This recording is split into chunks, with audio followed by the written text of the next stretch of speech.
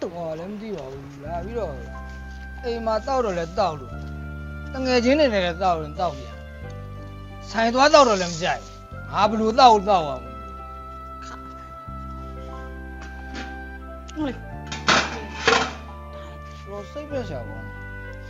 အမိုက်ပြောအမိုက် ဟဲ့တုံးသမီးရေရှင်းမေဟိုမှာအမိုက်လဲလာပြီးတော့အမိုက်ပြစ်လိုက်အောင် မမေအမိုက်ဆိုတာဘာကိုခေါ်တာလဲ ဟောဒီခလေးခိုင်းလိုက်ပြီဆိုရင်ပြန်မေးတယ်ဟဲ့အမိုက်ဆိုတာလေအိမ်မှာဘာမှသုံးစားလို့မရတဲ့ဟာအမိုက်လို့ခေါ်တယ်ရှိသမျှအမိုက်တွေအကုန်သာပြစ်လိုက် အော်ဟုတ်ဟဖေလာအောင် ဘာလို့လဲသမီး ပြေးလာပါ ဘာလို့မလို့လဲသူတို့ခေါင်းနဲ့မူလို့ကိုယ့်အကိုဆော့ပါတမီး လာ ဟဲ့ဇူဇူရေဇူဇူ ဟာ နေသမီးငါ့ကိုဆွဲနေဘာလို့မလဲမသိဘူး အရှင်တို့သားမမြောက်ဘာဖြစ်နေပြန်ပြီလဲ ငါ့ကိုလာဆွဲနေတယ်မူ ဟဲ့ ရကြတယ် တုံးနင်ကအမိုက်ပြစ်ခိုင်းတာလေ